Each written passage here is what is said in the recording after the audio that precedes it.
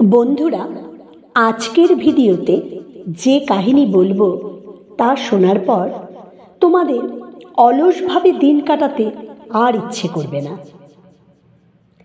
এক গুরুকুলে অনেকজন শিষ্য ছিল। সেই শিষ্যদের মধ্যে একজন শিষ্য ছিল যার কোনো কাজেই মন লাগতো না। গুরুজি পড়ানোর মধ্যেই সে যখন তখন ঘুমিয়ে পড়ত।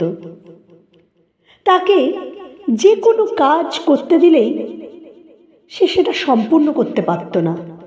মাঝপথে তার কীরকম ঘুম এসে যেত। সারাটা দিন তার শরীরের মধ্যে আলস্য ঘোরাফেরা করত। তাকে দেখে মনে হতো তার মধ্যে যেন কোনো শক্তিই নেই। সে কোনো রকমে যেন নিজেকে টেনে টেনে নিয়ে চলছে। কিছুদিন লক্ষ্য করার পরে গুরুজি সেই ছাত্রকে একদিন ডাকেন। ডাকার পরে তিনি সেই ছাত্রটিকে একটি কালো পাথর দেন। পাথরটি ছাত্রটির হাতে দিয়ে তিনি বলেন, এটি হলো এমন এক পাথর যার আশ্চর্য ক্ষমতা রয়েছে। এই পাথরে যদি লোহা ঘষা হয় তা সোনায় পরিণত হবে। আমি তোমার কাছে এই পাথরটা 24 ঘন্টার জন্য রেখে আমি আশ্রম থেকে একটা কাজে বাইরে যাচ্ছি। ঠিক 24 ঘন্টা পরে ফিরে এসে আমি তোমার কাছ থেকে এই পাথরটা ফেরত নেব। এই বলে গুরুজি আশ্রম থেকে বাইরে বেরিয়ে যান। ছাত্রটি প্রথমে পাথরটা পেয়ে দারুণ আনন্দ হয়। সে ভাবে, বেশ ভালোই তো, এটিকে আমি ব্যবহার করে খুব চমৎকারভাবে প্রচুর সোনা পেতে পারবো, যা আমার ভবিষ্যতের পুঁজি হবে। এটা ভাবার পরে তার মনে হয়, আচ্ছা, গুরুজি তো বললেন যে লোহা ঘষলে সোনায় পরিণত হবে, তাহলে এত লোহা আমি কোথায় পাবো? ভাবতে ভাবতে সে মনে করে, আচ্ছা, আমি যদি বাইরে কোনো যেখানে লোহা লক্করের দোকান আছে সেখান থেকে যদি অনেকগুলো ছোট ছোট ছোট ছোট লোহার টুকরো নিয়ে আসতে পারি, তাহলে সেগুলো ঘষলেই আমার কাছে প্রচুর সোনা এসে যাবে। এই ভেবে তার মনে খুব আনন্দের সঞ্চার হয়। সে ভাবে, ঠিক আছে, এ কাজে আমি করব। এগুলো ভাবার পরে সে ভাবে, ঠিক আছে, গুরুজি তো আগামীকাল আসবেন। আজকে রাতে খাওয়া দাওয়া করে বিশ্রাম করি, ঘুমোই, আগামীকাল সকালবেলায় গিয়ে দোকান থেকে আমি সেই লোহার টুকরোগুলো কিনে আনবো। এই বলে সে খাওয়া দাওয়া করে সে ঘুমিয়ে পড়ে।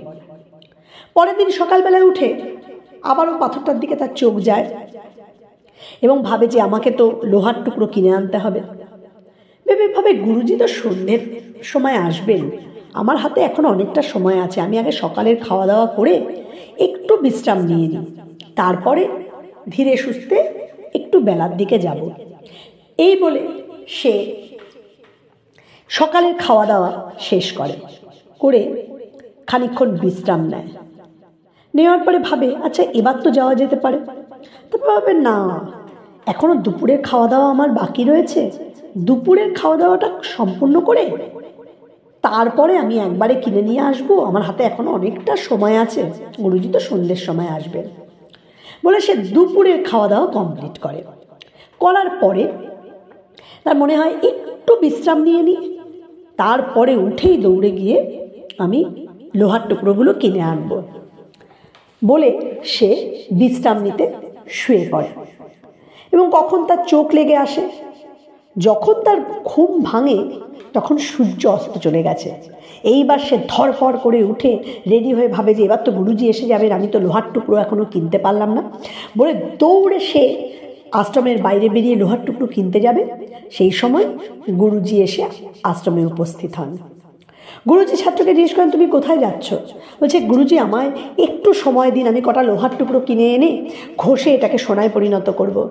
গুরুজি বললেন, তোমাকে আমি 24টা ঘন্টার সময় দিয়েছিলাম, আর 1 সেকেন্ড সময়ও তোমাকে দেওয়া সম্ভব নয়। তুমি এই লোহার টুকরো থেকে আর সোনায় পরিণত করতে পারবে না, পাথরটা তুমি আমায় ফেরত দিয়ে দাও। ছাত্রের মনে না ভীষণ দুঃখ হয়। সে আস্তে আস্তে কাঁদতে কাঁদতে গুরুজির পায়ের কাছে পড়ে এবং সে উপলব্ধি করতে পারে যে তার অলসতার জন্যই সে এত বড় একটা সুযোগ হাতছাড়া করল। এবং আস্তে আস্তে ছাত্রটি তার ভুলকে সংশোধন করা শুরু করে। বন্ধুরা, এই গল্পে যে ছাত্রের চরিত্রের কথা বললাম, আমাদের অনেকের মধ্যেই কিন্তু এই আলস্য বিদ্যমান রয়েছে। আমরা কি ভাবি যে ঠিক আছে, এই তো সময় আছে, এরপরেই কাজটা করে নেব, আর কদিনের মধ্যেই তো পরীক্ষা, ঠিক আছে, আরও কয়েকদিন তো হাতে আছে, পড়াশোনা করে নেব। একটা প্রজেক্ট তোমাকে হয়তো অফিসে একটা টাইম লাইন দেওয়া হয়েছে, তুমি ভাবো যে ঠিক আছে, এখনও তো 1 সপ্তাহ আছে, ঠিক করে নেব। এইভাবে আমরা আজকের কাজকে কালকে, কালকের কাজকে পরের দিন, এইভাবে ক্রমশ পিছোতে পিছোতে শেষ মুহূর্তে এসে আমরা কোনো রকমে কাজটা করার চেষ্টা করি। তখন প্রচুর পরিমাণে অ্যাড্রিনালিন খরিত হয়, কিন্তু কাজটা ঠিকমতো হয়ে ওঠে না।